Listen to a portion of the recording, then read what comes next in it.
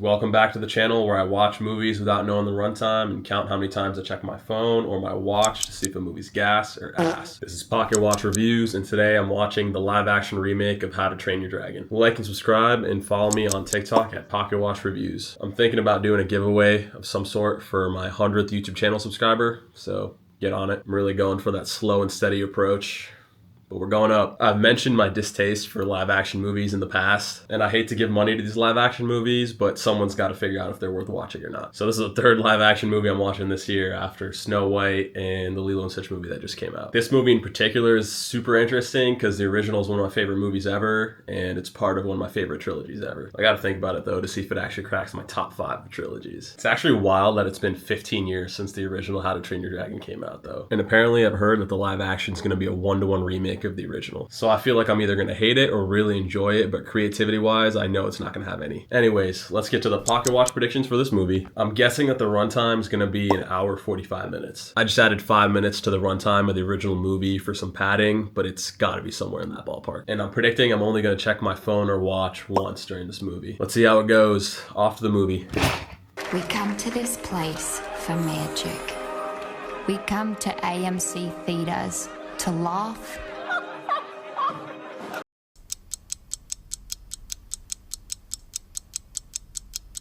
Okay, I'm back from the movie. Let's get to the Pocket Watch checks for How to Train Your Dragon. I predicted this movie would have a runtime of an hour 45 minutes, and it ended up having a runtime of 2 hours and 5 minutes. I was way off. I know animation is usually way more succinct than live action, but still. 27 extra minutes for a 1-to-1 remake is insane. I also predicted I would only check my watch once during this movie, but surprisingly, there ended up being 0 Pocket Watch checks. And I'm gonna keep the tradition alive. Every time there's a movie with 0 Pocket Watch checks, I'm gonna do a ranking of some kind, and I think I'm gonna rank my favorite trilogies. The pacing was great throughout, even though I knew exactly what was gonna happen the whole time. And the movie was so shot for shot that the IMDb ratings for both the animated version and the new live action were the exact same at an 8.1. I didn't have many big issues with this movie as a standalone film. And they really nailed the CGI, no scenes look too horrible or fake. When the source material is so great and the blueprint is basically laid out, it's hard to fail. Especially when they use the same fantastic score as the original. I know everyone was worried about getting the famous test drive scene right in this, but I can assure you they nailed it again. Still one of the best parts of the movie. It definitely had me sitting on the edge of my seat. This movie also has the same director from the original film, Dean DeBlois, who also happened to direct the original Lilo and Stitch movie. I just found that out. So apparently the word on the street is they were going to make this live action remake one way or another, so he decided, fine, I'll do it myself.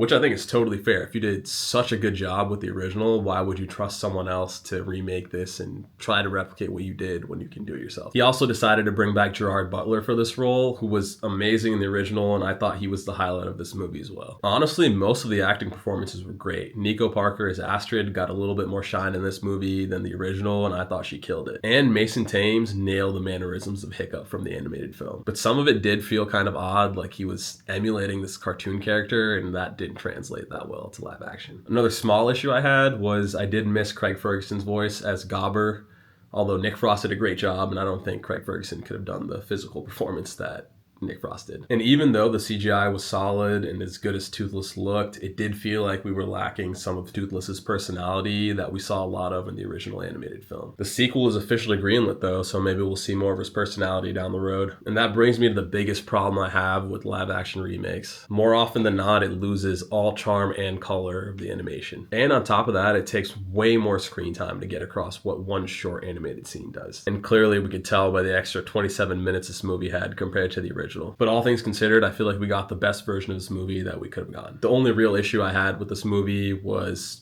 the derivative nature of live action movies and the lack of all creativity. It's not entirely the movie's fault though. I feel like it stems a little bit from the culture of animated films in America. It seems like maybe OG Disney and Western media in general have kind of cultivated this image that animation is only for kids. That culture is slowly changing, but I can't think of any other reason why any critically acclaimed animated film is getting a live action remake these days. It's basically guaranteed to bring in a new audience, a new generation of kids and parents who wouldn't watch the animated film, while also targeting the nostalgia from 15 years ago. And it doesn't hurt that it's basically doing promo for the new epic universe that opened up at Universal Studios that has a separate section just for the Isle of Berk. And I'm not even going to mention all the merchandising money this movie's going to make. Overall, it is a weird balance these live actions have to strike when remaking a beloved film. You either change too much of the movie and people complain about it being completely different, or you don't change enough and people complain about it being a carbon copy and question why the remake was even made in the first place. Well, I can tell you right now, it's for the money. When Snow White came out early this year and tanked, I thought it was going to be the end of live action remakes, but Lilo and Stitch, How to Train Your Dragon, they both made way too much money, so I think they're going to keep making them. This movie doesn't change too much of the original, but I did love the practical sets that they made, and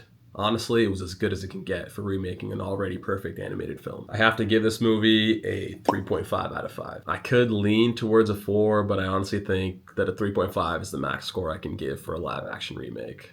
Sorry. And yeah, obviously, I'm in a new apartment, new setup. I'm still kind of tweaking things. Doesn't really look right. Wall's pretty bare. I gotta figure out how to make it look less white, you know? But yeah. If you got any tips, let me know. But it's a wrap on this episode for now. I'll catch you guys on the flip.